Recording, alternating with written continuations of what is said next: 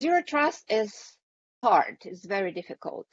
Our first keynote speaker today is Kelsey Hightower. Kelsey, a principal engineer from Google Cloud, is one of the most prominent and respected faces in cloud computing and open source software. And to quote Tom Kranzit, I think I did not butcher his last name, Hightower has been one of the most popular speakers at enterprise tech events for several years, marrying formidable self-taught technical chops to a storyteller's voice. So I could not agree more with Tom. Without any further ado, please join me in welcoming Kelsey Hightower. Hey, Kelsey, hello. take it. All right, I'm happy to be here. So look, we got about 25 minutes. I'm going to use about 15 of them to try to go through some of the fundamentals to zero trust. I think there's a lot of moving parts when we think about locking everything down and removing as much implicit trust as possible. Then we're going to leave 10 minutes after my talk to answer questions. So please use the Q&A button. I'd love to get into some deep dives on some of the questions you may have. I'm going to share my screen. I have a ton of slides for you all, like 2 of them. So we're going to start with the slide deck. And when I talk about zero trust the hard way, this is a play on what does it take to really understand this? And I think as a technologist, as someone who's managed platforms before, you really want to know how this stuff fits together. I think a lot of people have done a good job explaining the fundamentals. And if I were to try to sum all of that up into maybe a single sentence, I would consider zero trust as a practice of removing implicit trust through strong identity and policy. Maybe I'm missing a few things there, but I think this captures the essence of it. The problem, though, is how do you actually do this, right? There's like products that are for sale, but I think this is almost an impossible goal. I don't think you can actually get to zero, but I think you can get close. And I think there's a few questions you can ask and a few tools you can use to move you along. And that's the last slide. So what we're going to do now is just go into maybe a bit of live demos. I'm going to try to do this in the way that I learned how to put together some of these components.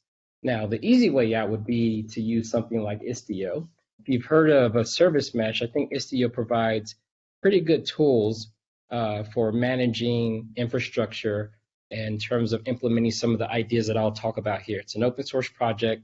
There's a community website. You can visit the website and it talks about how all these components put together to give you what we call a service mesh. But we don't want to take the easy way. We want to build components up from the ground. And so what we're going to start with is a bunch of infrastructure.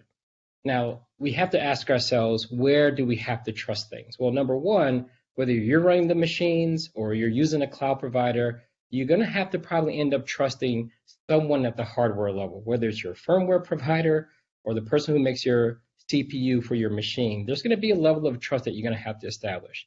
So in this case, I'm going to trust Google Cloud.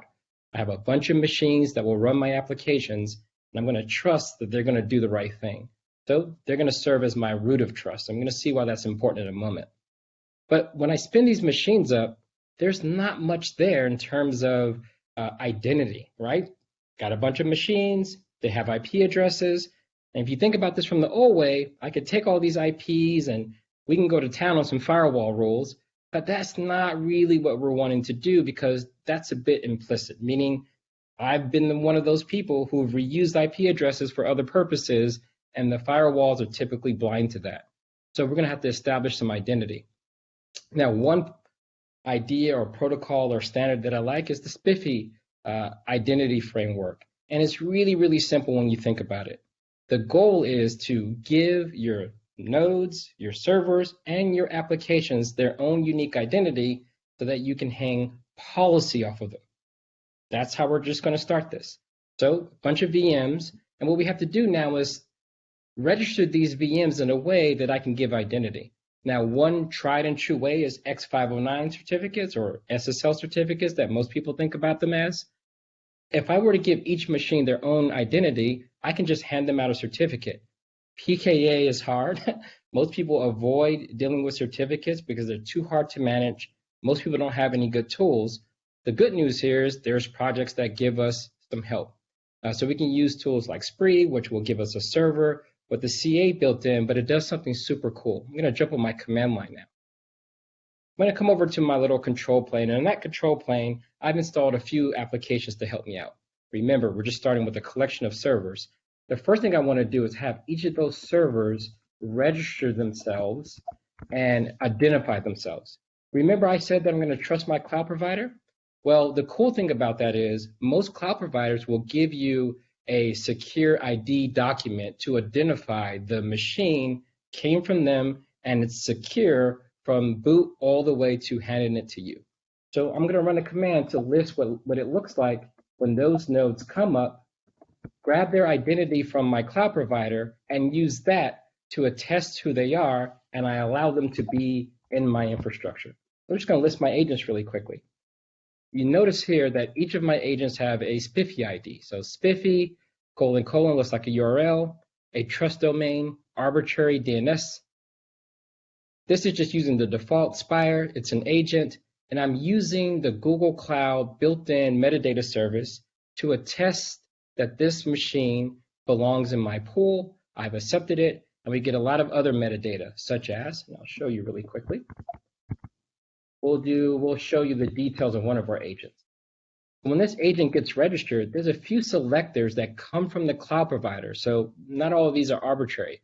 For example, the project ID or the cloud account that was used, what zone it's in, the instance name, and I can give it some arbitrary tags so I can use those to decide which workloads can run there or not. So this is pretty cool. Now I have a way to really give my machine strong identity backed by my root of trust. Okay, so this is the foundation. So this takes care of the node-to-node communication. But there's a problem here. If I were just to put my nodes in my infrastructure and just give them identity, what about the collection of applications that will run on them, right? I'm thinking about things like HTTP services that are way higher up the stack. They're not going to just have IPs and ports to contend with. There's going to be paths, access to databases. So we're going to have to add a little bit more to make sure that we're really giving ourselves unique identity as close to the workload as possible. I'm going to run another little command really quickly. I'm just going to list all the workloads that I've registered.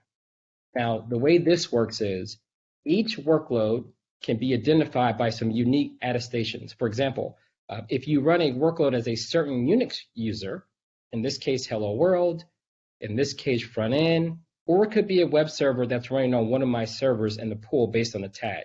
Either way, I'm saying if one of those workloads shows up, I'm going to grant it either the front end ID if it's running as a front end user, or I'm going to consider it an API server if it's running as a hello world user.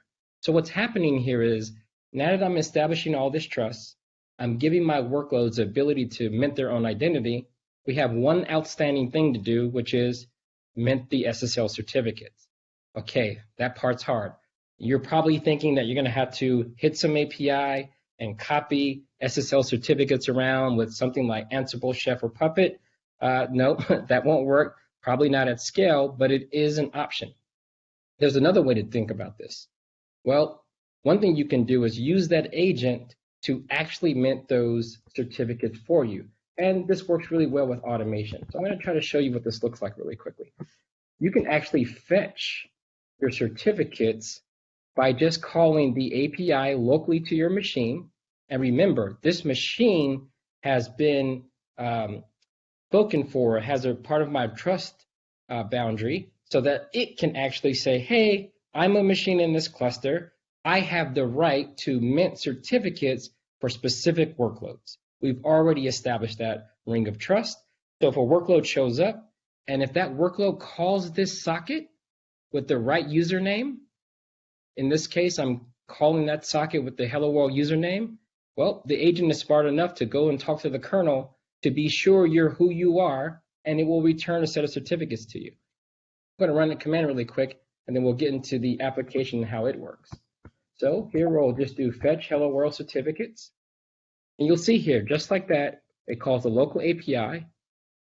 Based on that username, I got back a SPIFFE ID in the trust domain, example.org, for the API service.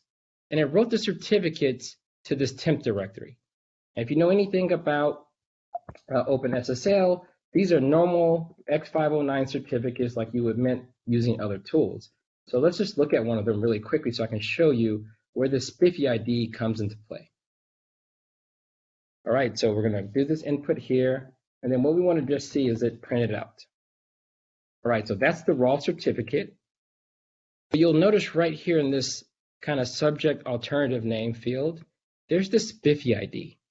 All right, so this is a signed certificate from the CA that is being dynamically generated based on its TTL, and it can be given out to other workloads.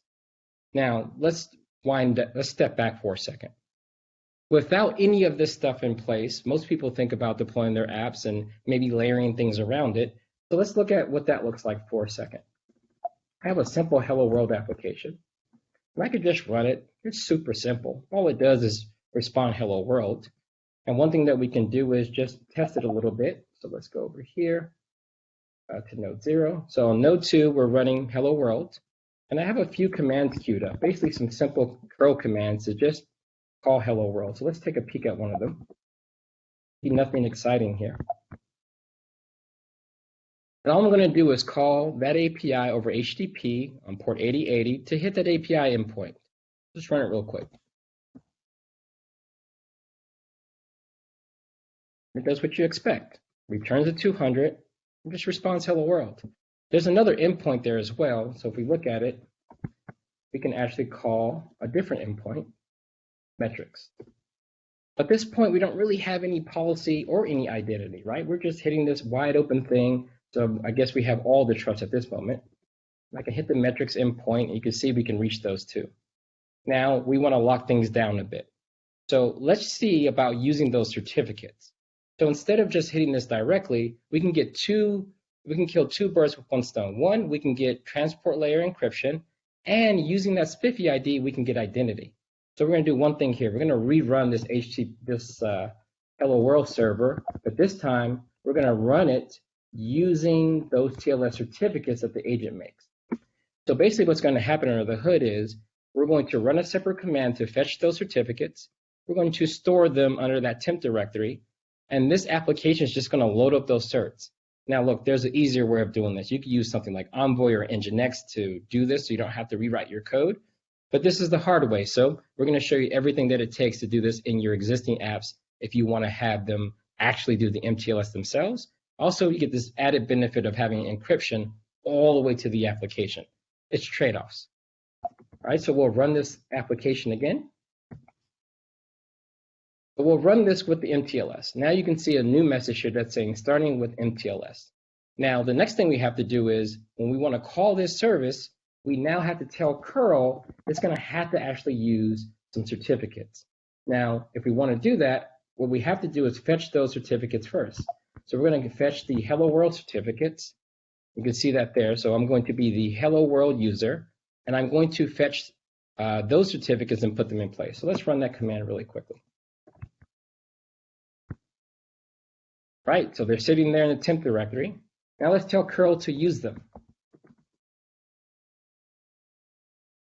So we're going to say curl Hello World, or with certificates.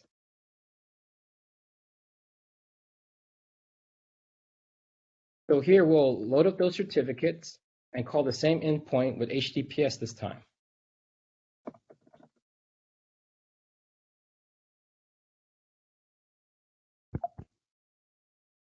Notice what happens. Got a 403. Something isn't working.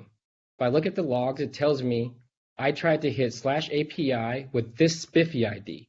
That's dope. The client also has identity. It's identified itself as API. So authorization failed for SPIFFE trying to hit this SPIFFE ID, trying to call this path with this HTTP method. Now we have to introduce another project, and we'll be wrapping up here in a second. So here we have Open Policy Agent. This gives us the ability to take those identities and specify a bit of policy. So let's wrap this up really quickly and show what happens if we introduce just a little bit of policy. Now, policy can be complicated. This stuff is written in a language called Rego. It takes a little bit of getting used to, but it's really, really powerful. So for example, I have a package that's going to give me auth Z for Hello World service. And if you look at this, I can give a bunch of rules. Here's a rule that says if you call HTTP GET on this path, it will work as long as you have this particular SPIFFE ID. I can also lock down that metrics endpoint by specifying maybe a different ID that's allowed to access it. So right now, we're currently using the API ID, and that doesn't work. So let's try it again. We're going to tie it all together. Now, I'll be publishing this stuff to GitHub so you can look at the actual code implementation where I show you exactly how I go about calling all of these services and gluing all of this stuff together.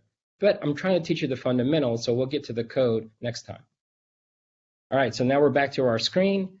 We're going to go back to our curl client, and this time we're going to go have it fetch certificates for the front end application. So we'll grab those, replacing the ones in the temp directory. And so now we should be calling our service with this SPIFFE ID. If we did the right thing, let's see what happens. We'll rerun that command.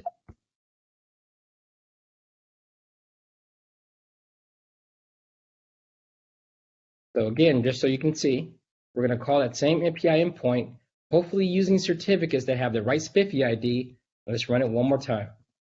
In curl front end. We get a 200 back. The policy was evaluated, and since it met our specification on our rules, we're calling this /API endpoint with the right SPIFFE ID, and that totally matches our policy, so now we're in. That's it. Strong identity, backed by policy, that's your fast path to doing the zero trust thing. Keep asking questions where your implicit trust lies, and you can go and close those gaps over time by keeping these fundamentals in mind. All right, with that, I'm going to end my presentation. All right, thanks, Kelsey. We do have a couple questions, and go ahead and get started on those. So Zach kind of already replied, but I think people will be interested in your response to this as well. Many mission-critical apps keep the authorization permissions for functional access rights inside the applications or related databases. How do we move them to a zero-trust architecture with minimal disruption? I mean, sometimes there's going to be a bit of disruption because you're messing with the network. If you're going to be rotating credentials, that's always a problem. So I think you got to be pragmatic. A lot of people like to introduce proxies. So you stand in the proxy, maybe that proxy is going to take over the URL or IP address, then that might cause a little bit of downtime if you have to move an IP. So some people will probably introduce another endpoint that you can slowly shift things to over time or through your next deployment window. You're going to have to find the right opportunity. I mean, this is networking. The physics all apply here. So you just got to be a bit pragmatic, but the goal is to prioritize, right? What things have the most bang for the buck, where your security layers are, and then you can go add identity to those things and hang a little bit of policy off of them. Awesome, thank you. So next question is, who or what issues the certificates that you mentioned in your demo, and what is their expected lifetime? Yeah, so that's configurable. So that Spree project that I was using, the whole point of building this ring of trust is so that those nodes have permission to even talk to the CA that is part of that service. And then what it does is workload attestations. So you can do something to say, this node can run workloads with this SHA-256. So when the workload, it could be Envoy, your proxy, or it can be your app like I just did in my demo. Either way, when that process goes and talks to your local Spree agent, the agent's going to talk to the kernel and say, hey, tell me more about this process. What user is it running as? What's its SHA-256? Once it gets that information, it will then go and request to the server, hey, I'm this node. You trust me, right? I have verified this workload. Does your policy allow me to get a certificate for this workload?